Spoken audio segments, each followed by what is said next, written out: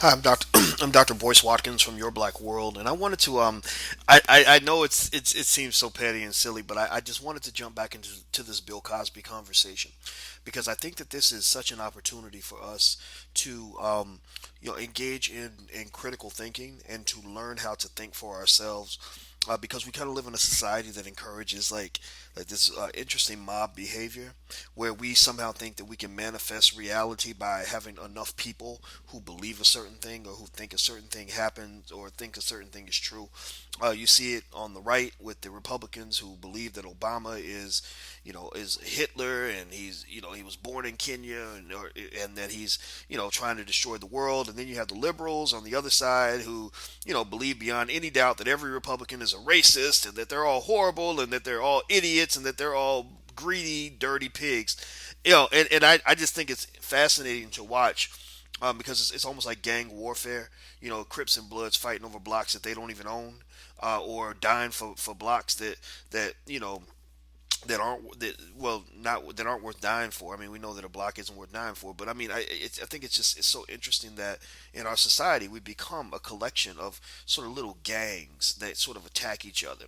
And what happens is when people get mad, they start to just create this groundswell of animosity toward the person that they hate, or a couple words that they said, and they'll meme the person, and it's basically cyberbullying. That's really what it is. It's so interesting to watch, but I mean, people, I guess, might they've tried to do that to me before, but I don't give a damn about that stuff. Here's the funny thing. Here's what's so interesting right now.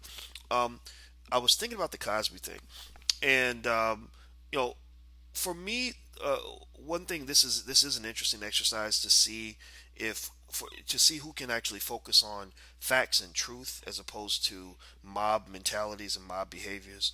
But also, as I was thinking about this, I mean, my opinion really, my mind really truly isn't made on exactly what happened or exactly why it happened or exactly how it happened. I do believe in my heart that Cosby raped some people. I do believe that. I believe Cosby's a rapist. And if that's all that people want to know, then the conversation's over. But there are these interesting questions about why people waited so long, why they didn't go right to the police, why some people kept taking money from him. But also, there's a heterogeneity, there's a diversity amongst the accusers. They're not all the same. They didn't all take money from him. They didn't all not go to the police. They didn't all get raped in the 1970s. Some of them were allegedly assaulted in the 2000s, or from what I understand. And here's something that I think is interesting too. When I was reading the testimony about what Cosby was asked in court, number one, the fact that he bought drugs and they took drugs together does not mean he forced them to take drugs, lied about what the drug was, or anything like that. That wasn't actually brought out in the conversation, because I know a lot of people who take drugs. I tell my daughters, don't take drugs, don't do alcohol, and understand that in this society you're held accountable for what you decide to do when you're under the influence. Now I know that there are people who think that if a woman is drunk and she agrees to have sex, that she was effectively raped. Well, I mean, if you're going to have that standard to say that a woman's not accountable for her actions when she's under the influence, then you should say the same thing about men.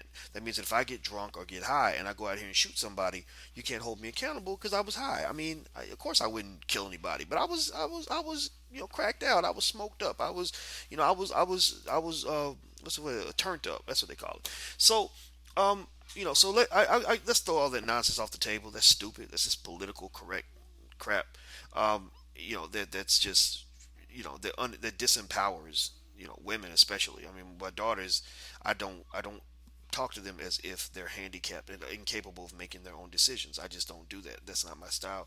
But here's the thing. I think here's what I think is really interesting, and I think people should think about when it comes to the Cosby testimony in court. He was asked if he bought Quaaludes with the expectation of using them to have sex with women. That certainly said, and he said yes. So that means that yes, he bought drugs.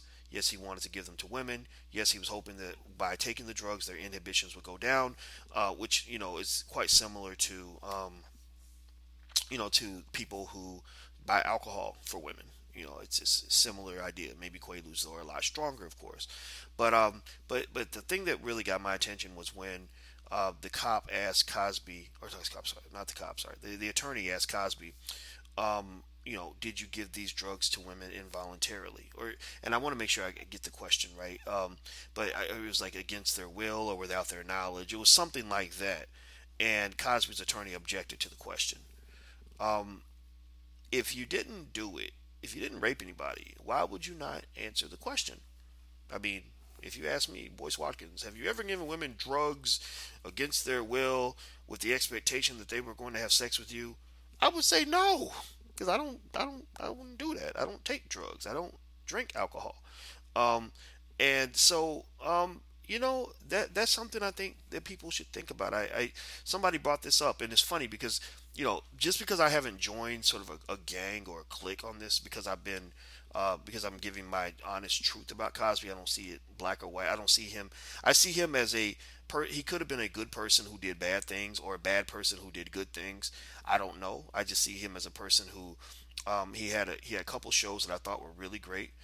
Cosby Show and Fat Albert. Most celebrities on TV aren't trying to produce stuff that's actually helping black people. Cosby did that. He gave money to Spelman. You can't take that away from him. Floyd Mayweather spent $5 million on a car and didn't give money to anybody. I don't know if I mentioned that in another video, but I keep thinking about that.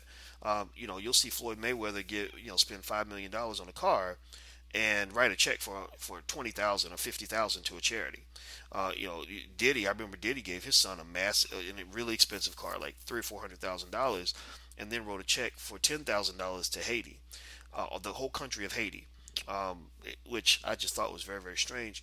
Again, you can't tell people what to do with their money, but I do think that successful black people do have an obligation to give back to the community from which they came. Their community is suffering. Their community needs their help, and Cosby did answer that call. But does that mean that he should get away with, raping people? Absolutely not. Do I think Cosby committed rape? I will repeat 1,000 times. Yes, I do. I talked to my daughter last night about it, and I was telling her, I said, look, you got to watch out for these older men who present themselves as mentors and father figures who are offering to pay for things. And you're thinking, oh, he's so nice, he's so helpful. And the fact is, a lot of these men have something else on their mind.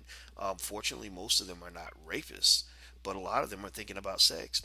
So we talk about who you should take money from, who you should trust, how you should interpret people's behavior, because it sounds like a lot of these young women could have used a father figure, and at the very least, they could have used a good friend to convince them to go right to the police so they can take a rape kit, so they can be evidence, so somebody can have that DNA. So that, who knows, maybe if nobody prosecuted at the time it occurred, they could go back, and there are so many cases where they go back and look at DNA evidence from 20, 30 years later, and maybe in a new political environment or in a different political environment, your case will be viewed differently or with a different type of scrutiny than it would have been viewed when it originally happened. Because I think that we know that in the 1970s, women weren't heard as much as they should be. They would go to the police would laugh them off or not believe them or not do their due diligence. So we know that that's true, but I can't imagine that in every single one of these cases that when they went to the police, that someone wouldn't even do a rape kit, wouldn't even, or and maybe or drug test, maybe not a rape, maybe a rape kit um, isn't necessarily called for. I don't know how you could prove someone has sex with you while you were knocked out, but they can do hair samples and do other samples to see if you have drugs in your system, and that even that little bit of evidence, again, while it doesn't prove you were forced to take the drug, it does kind of create, um, it adds to the pile. And I'm thinking about this because it still, to some extent, is a little bit circumstantial. And circumstantial evidence is not the same as an actual causal scenario, right? Circumstantial means that there are all these factors that make it appear. It's like, for example, if I do a statistical study and I find that most of the time I get a pay raise when there's a lot of snow, that does not mean that my boss controls the weather. It doesn't mean that the weather controls how much money I make. There may be a relationship, but there are methodologies you use to really form if there's a causal relationship. So in this particular case, circumstantial evidence, that the woman took drugs, that she made the accusation. Does that mean that that everything was non-consensual? Not really. But then you add more circumstantial evidence, the fact that several many women were telling a similar story. So if, let's say you had several women who had drugs in their system, all of whom said Cosby raped them. It's hard not to treat that as an actual rape. But again, you go back to that standard of justice. If you talk about criminal cases, you go back to that standard of justice where you have to have guilt beyond a reasonable doubt. And so does that meet that standard? I don't know. Please feel free to leave comments. Let me know. I'm open to all ideas. I don't take any. The only thing I defend is I defend my all of our rights to think for ourselves and to tell the truth as we see it, based on what we see. I don't defend Bill Cosby. I don't defend those who think Bill Cosby's horrible. I just want to know the truth. So that's it. So please feel free to share. I'm all ears. But just so you know, just so you know, these are one of those topics where your integrity gets tested, because you're gonna have a whole lot of people that are gonna say, "Oh, Boyce Watkins believes that Bill Cosby's innocent." I don't believe that shit. Don't put that stuff on me. That's not true. So that's it. I'm Dr. Boyce Watkins from Your Black World. Please take care. God bless. I'm gone. Peace.